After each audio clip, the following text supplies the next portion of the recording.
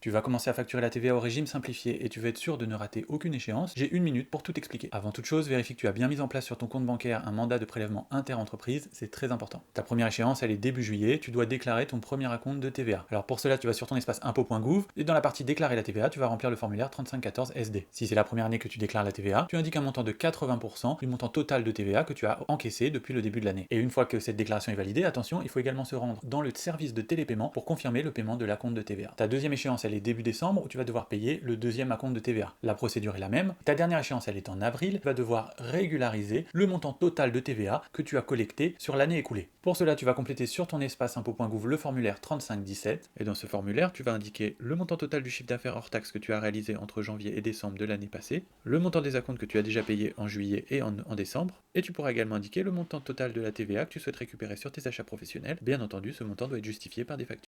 Et voilà, c'est tout pour les formalités du régime simplifié.